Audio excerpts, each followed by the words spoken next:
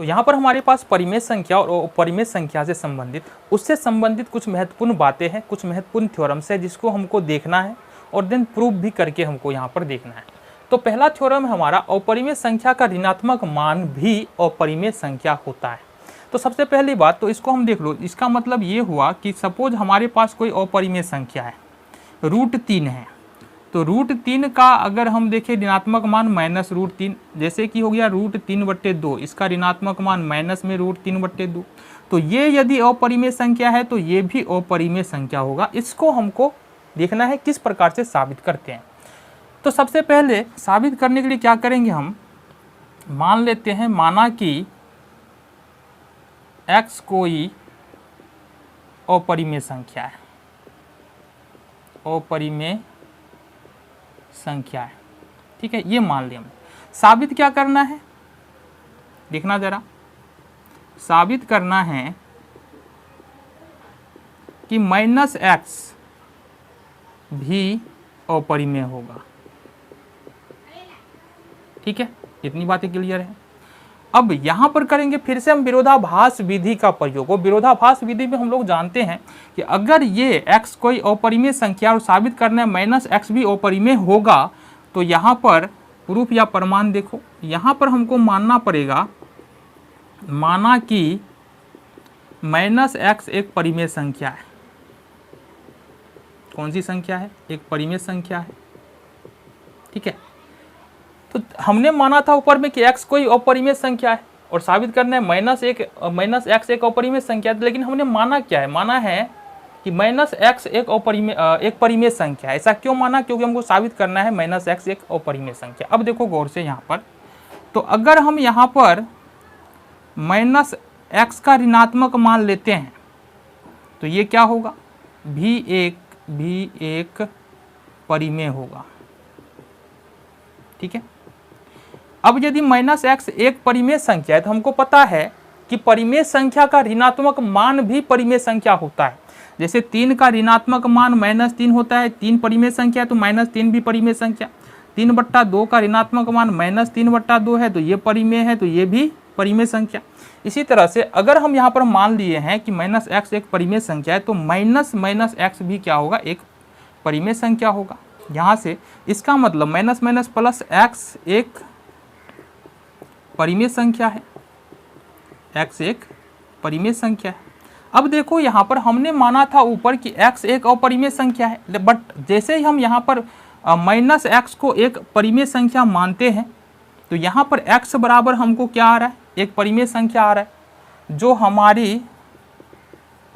हमारी मान्यता के विरुद्ध है, मान्यता के विरुद्ध है।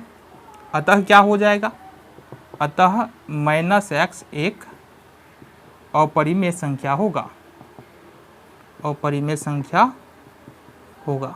क्लियर है बात यहाँ तक, बिल्कुल आसान है, समस्या नहीं, आगे बढ़ जाओ। प्रश्न है दूसरा थ्योरम हमारा, परिमेय संख्या और अपरिमेय संख्या का योग एक अपरिमेय संख्या होता है। ये तो हम देख भी चुके हैं। जैसे अगर इसको समझना चाहे तो यहाँ पर देखो, अगर √2 और प्लस में √3 करते हैं तो √2 एक अपरिमेय संख्या है, 3 परिमेय संख्या है, तो परिमेय अपरिमेय परिमेय को जोड़ेंगे तो हमेशा अपरिमेय संख्या ही आएगा, ये बात तो फिक्स है। बट इसको हमको साबित करना है, तो कैसे करेंगे, देखो जरा, यहाँ भी विरोधाभास विधि का प्रयोग करेंगे और यहाँ पर मान लेते हैं हम, माना कि x एक परिमेय संख्या है, एक परिमेय संख्या है, और y एक अपरिमेय संख्या है। क्या है, अपरिमेय संख्या, ठीक है। चलो साबित क्या करना है हमको, देखना जरा, साबित करना है हमको कि x प्लस y, क्या कह रहा है, परिमेय और अपरिमेय संख्या का योग, मतलब x प्लस y एक अपरिमेय संख्या है। क्या है, अपरिमेय संख्या। प्रमाण देखो यहाँ से सेम, यहाँ भी हम लोग विरोधाभास विधि का प्रयोग करेंगे।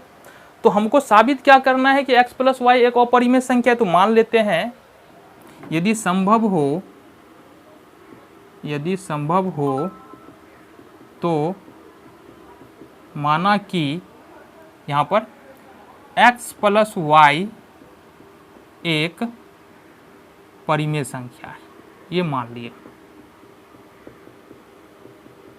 और जहां देखो गौर से देखना, यहाँ जहां x क्या है, x एक परिमेय संख्या है, ये बात ऊपर लिखा हुआ है ना, देखो x एक परिमेय संख्या है, तो हम माने यहाँ पर x प्लस वाई साबित करना है, x प्लस वाई एक और परिमेय संख्या है, तो मान लिया उल्टा उसका x प्लस वाई एक परिमेय संख्या है जहां पर x एक परिमेय संख्या है।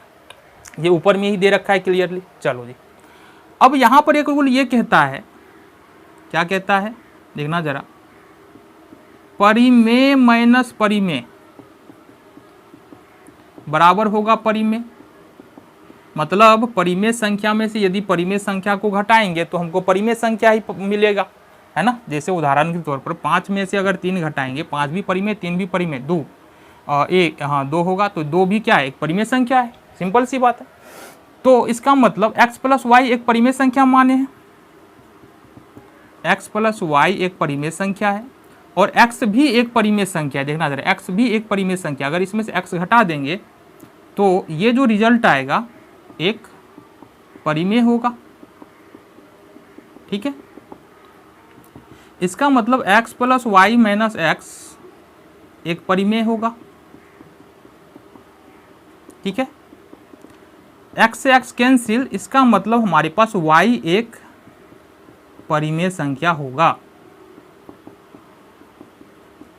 बट ऊपर देखना जरा, ऊपर देखना, पहले ही हम मान चुके हैं कि y एक अपरिमेय संख्या है और यहाँ पर आ रहा है y एक परिमेय संख्या। ऐसा इसलिए हुआ है क्योंकि हमने x प्लस वाई को क्या माना है, परिमेय माना है। अतः ये हमारी मान्यता के विरुद्ध है ना, अतः यह हमारी मान्यता के विरुद्ध है। अतः x प्लस वाई क्या होगा, एक अपरिमेय संख्या होगा।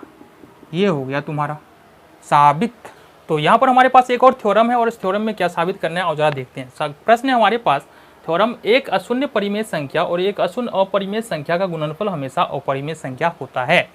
कहने का मतलब क्या है, अशून्य का मतलब होता है शून्य नहीं, मतलब सपोज 0 को छोड़ करके कोई भी एक परिमेय संख्या है और कोई भी एक अपरिमेय संख्या है, इसको गुना करो, ये जो नंबर आएगा यह एक अपरिमेय संख्या होगा।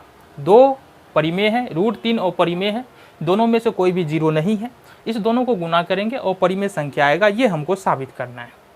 तो यहाँ पर हमने क्या किया, माना है x एक परिमेय संख्या है, y एक अपरिमेय संख्या है, साबित करना है x गुने y परिमेय संख्या होगा। तो यहाँ पर हम मान लेंगे यदि संभव हो तो माना कि xy एक परिमेय संख्या है, परिमेय संख्या है। देखो इसको जो हम साबित कर रहे हैं ना, विरोधाभास विधि का प्रयोग करके साबित कर रहे हैं। तो विरोधाभास विधि में करते क्या ना, जो हमको साबित करना होता है ठीक उसका उल्टा मानना होता है। तो xy अगर हमारे पास साबित करना है कि xy एक अपरिमेय संख्या, ये अपरिमेय साबित करना है, तो हमको यहाँ पर मानना पड़ेगा कि xy एक परिमेय संख्या है। ठीक है, जहाँ x परिमेय है। क्लियर है बात।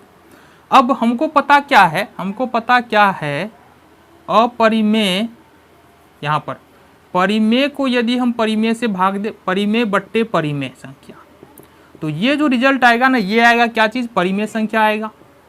ठीक है, परिमेय बट्टे परिमेय करेंगे तो रिजल्ट जो आएगा वो परिमेय संख्या आएगा। जैसे कि अगर हम सपोज 4/2 कर रहे हैं तो 2 दूनी 4 आ रहा है, 4 भी परिमेय, 2 भी परिमेय, और ये जो 2 आ रहा है ये भी परिमेय। जैसे 6/3 कर रहे हैं तो 3 दूनी 6, 6 भी परिमेय, 3 भी परिमेय, और रिजल्ट जो 2 आ रहा है ये भी क्या है, एक परिमेय संख्या है। क्लियर है बात। तो इसका मतलब परिमेय बट्टे परिमेय करेंगे तो हमको परिमेय ही आएगा। इसी तरह से xy एक परिमेय संख्या है और यहाँ पर x जो है, यहाँ पर देखना ऊपर x क्या है, x एक परिमेय संख्या है। तो अगर इसको x से भाग दे दे तो ये क्या हो जाएगा, हमारा एक परिमेय संख्या होगा, एक परिमेय संख्या होगा। ठीक है जी। देन यहाँ पर x से x कैंसिल आउट हो गया, बचा हमारे पास क्या y। तो इसका मतलब y एक परिमेय संख्या है। y क्या है? एक परिमेय संख्या है। अब यहाँ पर हमने क्या माना था कि y एक अपरिमेय संख्या है, लेकिन हमारा आ क्या रहा है? y एक परिमेय संख्या। ये क्यों आ रहा है? ये इसलिए आ रहा है कि यहाँ पर हम गलती से मान लिए हैं कि x y एक परिमेय संख्या है। तो क्या बोलेंगे? अतः हमारी मान्यता गलत है, मान्यता गलत है, एक्स वाई एक अपरिमेय संख्या है। क्लियर है बात? चलो बहुत बढ़िया।